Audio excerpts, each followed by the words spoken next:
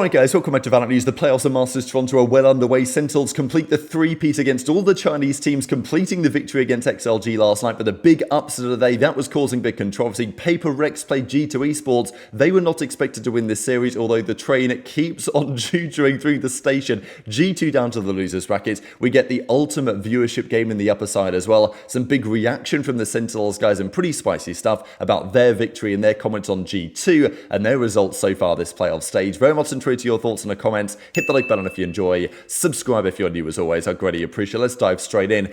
Paper Rex. What a result yesterday. Of course, like I said, based on historical information and the way that these two teams have historically matched up with each other, G2 versus Paper Rex should have been a G2 victory. This was certainly an upset, but it was a spectacular upset at that. Paper Rex get the win. I thought some amazing good calls, honestly. Like Patman made some great plays. And look, I mean, it is interesting comments. I mean, here's Mindfreak chilling with Alex, and says Paper X says Mindfreak looks like he wants to walk away. It's obviously tough, but like Mindfreak has seen Patman come into this team, and they've started to seriously deliver results. Now, the Trent question is pretty interesting because on the Sova, on game 2 on the Lotus, Trent goes 22 and 13. Now, of course, there was some debate going into this series because we'd not seen G2 play on the new meta. And that's why, I mean, look, yesterday we had 2 series. Both of those series were won by the team that came through the Swiss stage. We'll see what happens today. I'm really fascinated actually to see whether this trend continues or not, because as we know, there is a big debate on whether it's preferable or not to actually start from the Swiss stage, because you gather momentum, you get to build through the tournament. You also get the opportunity to practice on the new meta, right? Because Teho is now effectively defunct in the new meta. Trent was playing Teho only during the most recent period of when G2 looked incredibly strong and very difficult to beat. Now he's no longer on the Teho, but he's still killing it, right? So I think you can't look at G2 and say, oh, well, the nerfs, you know, they cost them, because Trent was still firing at all cylinders, but still, it didn't seem like quite the same team. I think Paper X adjusted really well. G2 never go down without a fight, to be fair. It was 13-10 on the split and then 13-11 on the Lotus. Easily could have gone either way on this one, but what a result. Paper X knocking down what, you know, were the favourites for the tournament down to the losers bracket and setting up what is going to be a generational series in the very next rounds. So Paper X advanced to the upper bracket semi-finals with a 2 upset against G2. Look, can G2 still make the run all the way through? I mean, look, I called in my predictions yesterday, which of course have already aged badly, but I called about Fnatic. Like, if Fnatic lose to Gen.G today, that was my prediction yesterday. Again, it may be horribly wrong, but what I said about Fnatic may be true for G2 in the sense that the first time you play a series in the playoffs, having played a hot team coming out of the Swiss stage, you may well lose. But as the tournament goes on and you play initially theoretically easier opposition in the lower brackets, then you start to make a serious run, then, you know, it could happen, right? So I think for Fnatic or for G2, I wouldn't be surprised if one of those teams makes like a big losers bracket run. Could also be true for Gen.G, right? But I'm just generally thinking about top seeds that could lose, could get upset, as it were, by a team from the Swiss stage, but then making a run as they start to warm into the tournament. That's a possibility. I do think that, look, if today Wolves beat RRQ and Gen.G beat Fnatic, there will be some questions on the way this format is done and whether it's really beneficial for teams to actually start from the upper side of the bracket or start, let's say, through to the playoffs immediately. But that is a function of having 12 teams as a tournament. We had 16, it might be a slightly different story. These are predictions, by the way, and pretty remarkable to see that Achilles was already 10-0, and then he went on to pick the Paper X upset and nailed that one as well. This is pretty funny though, as Rob Moore says, you know, shout out to these guys knowing what's going on, but the guys that picked XLG, not so sure about that one, right? So we'll get to that series right about now. Sentinels had the opportunity to complete the three-peat against the Chinese teams. Like XLG, unfortunately for them, they, you know, well, maybe not unfortunately, but you got suspended due to various, you know, match fixing or whatever. We're not really sure exactly what happened there, but it was not looking great for him. They had to make a change, as we know. So XLG have turned up to this tournament with Midi in the team and a different team with the team that they won their own region with. Yeah, they had some good time to prepare. The Chinese region finished ages ago, but still not ideal preparation for XLG. And I thought that with Sentinels beating the other Chinese teams, I just didn't really see a world where they were going to lose this one to XLG. And, they took down XLG pretty emphatically, right? But, XLG a solid team for sure, but number one seeds coming in from China was a surprise, to say the very least, and they've had a bit of roster drama. So it shouldn't really be a surprise to see XLG struggling, I would say here. Maybe, well, it seems anyway, Wolves are the final hope of the Chinese region this tournament. But also Sentinels, because they've played all the three Chinese teams. People are saying, oh, look, this is a domestic matchup, right? Like, Sentinels know this type of Valorant inside and out because they've played them all over the last few days.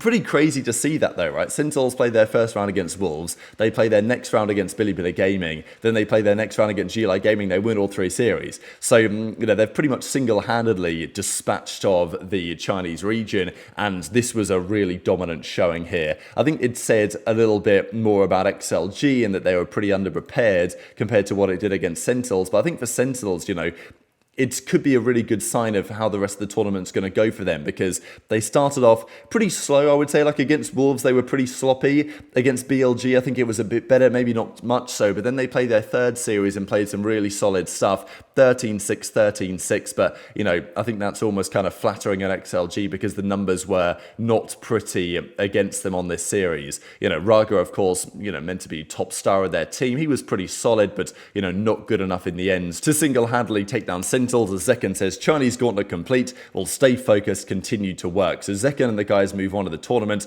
We had some certain words here from Zeltis, and I wanted to share a couple of clips here of him talking about, obviously, this particular series, and also talking about what happened on the G2 side. As Zeltis says, it's not a dream, it's more like a nightmare. We finished the Chinese gauntlet run. Yeah, we own that region, it seems, as it stands.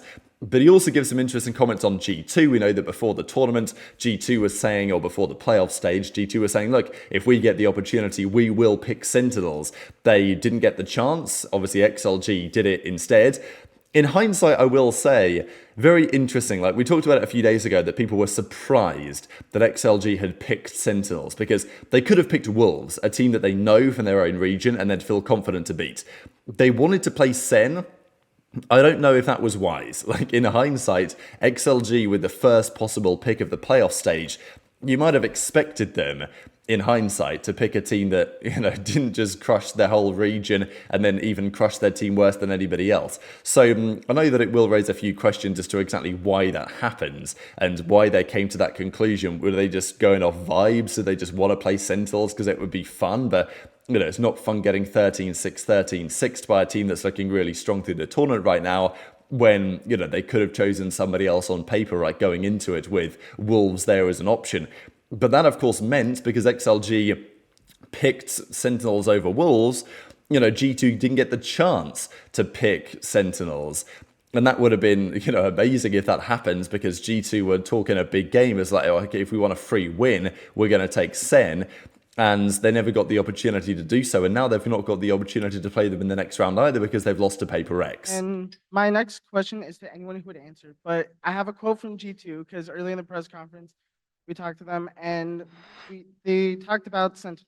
And I want your guys' reaction, and anyone can answer this. So I asked them who they expected to see the losers bracket next, and they said, and G2 Valen said, give me Sen, just let me eliminate them, and I'll be happy. What are your thoughts on that comment? I'll take it. I'll take it. I think G2 are very good, and I hope that they have a great rest of the tournament. What do you think, Celsius? I think G2 are horrible, and the fact that they lost to Paper X is embarrassing, and I think they need to be eliminated from the tournament. I don't even think they should be allowed to play their elimination game. Just send them home. Thanks so much, guys. Hi guys, congrats. Commend here. I just wanted to ask, sorry, I'm going to mention G2 again. They beat you in the final of the America stage, right? That was a sad day for you guys. But with hindsight, they came in cold, lost today. You guys had a few matches, less pressure on those, and you came in warm and dominated this game. Are you not glad that you lost that match, obviously, but do you think it was good that you had those matches to warm up? I still can't get behind saying I'd rather be not first seed. I still think, especially when they change the meta a lot with the tail nerfs, having that extra time to prepare is big. Yeah, and I think that is an advantage, but it definitely helps. And in G2's case, when you're a little bit nervous or shaky on a stage or just unfamiliar, I think Paper X are probably a really hard opponent with their playstyle to play in that situation. So feel for them. That was a bit of a tough spot to be in. Great, thank you. But I'm glad they lost, just to be clear. Yay. Yay. But with PaperX getting the victory over G2 in that remarkable fashion, that does mean that we have the viewership game. You know, we have the G2 versus Sentinels banger matchup that we were looking for. I mean, even the viewership numbers from yesterday's PaperX series were like 700,000+ viewers. Like, it was getting pretty crazy. And then we've got Sen versus PaperX in the next round, and who knows, like, what's going to happen then and how much further these teams could also potentially go. The Zelsa says the Chinese gauntlet is complete, as all things should be. And just a couple of scrims as well before we look at the bracket going into today. C9 played somebody or another. They were down 9-12. The notable one really here is Envy versus NRG. Of course, the new NRG team putting in some work, but Envy still continue to look pretty good. And that's a pretty, enough maps, I would say, to say, okay, pretty impressive from Envy there, 15-6. Pretty good sample size on that one.